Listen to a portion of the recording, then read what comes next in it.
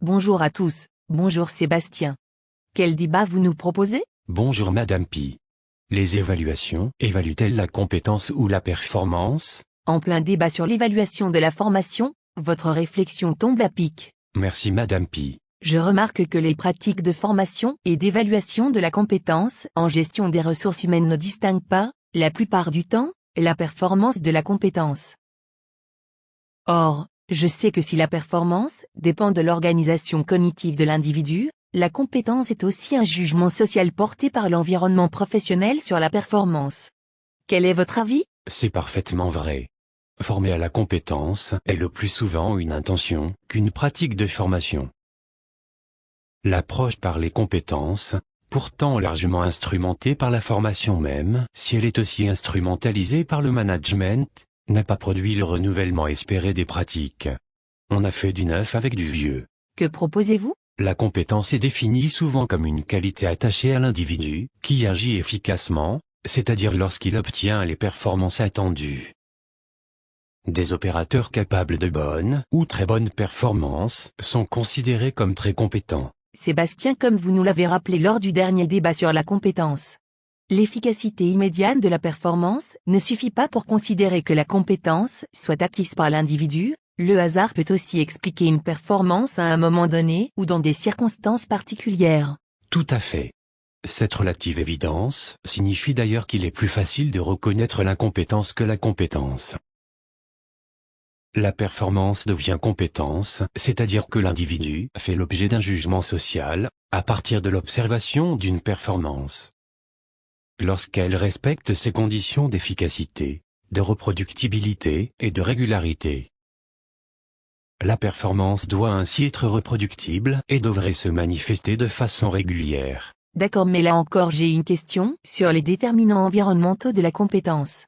Si les entreprises doivent s'adapter au changement, la notion de compétence vient alors percuter la notion de qualification? Oui, la notion de qualification est moins pertinente pour prédire l'efficacité des comportements en situation.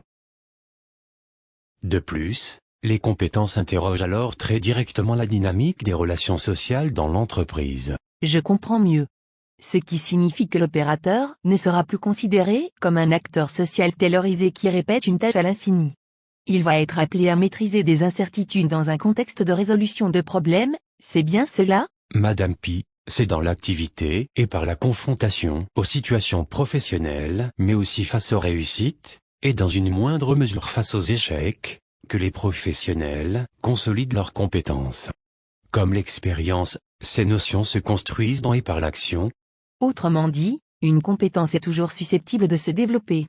J'en déduis que l'évaluation de la compétence est de l'ordre du pronostic, de la prévision, c'est bien cela? Oui, il est aussi envisageable qu'un jugement de compétence s'exerce en dehors de tout résultat ou, qu'à l'inverse, des résultats positifs ne soient pas reconnus en tant que compétences. Alors comment j'évalue? L'individu est efficace lorsqu'il dispose, au plan cognitif, d'une organisation de son activité qui lui permet de produire la performance visée. Mais cette performance sera-t-elle appréciée positivement par son environnement professionnel? D'où l'intérêt pour l'entreprise de disposer de technologies de l'information et de la communication qui libèrent le génie humain au lieu de la servir, comme le faisait en partie remarquer le Centre d'analyse stratégique dans ses 20 recommandations? Oui et non, une partie des recommandations du cas sont assez naïves. L'évaluation des compétences et des performances sont facilitées par l'intégration d'éthique et d'éthique quand elles sont bien conçues en complément de la théorie des réseaux complexes.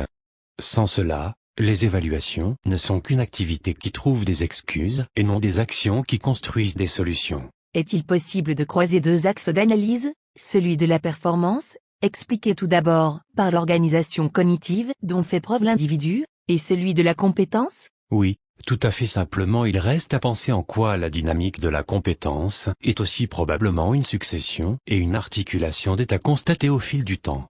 Il importerait de se pencher sur les impacts de la construction des compétences sur le processus de développement professionnel et identitaire.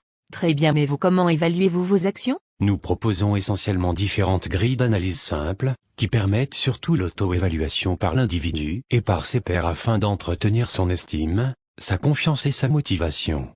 Notre objectif est de développer son engagement dans son apprentissage. C'est cela qui va le rendre plus compétent en l'aidant à développer des buts de maîtrise et de performance. Merci Sébastien de votre avis.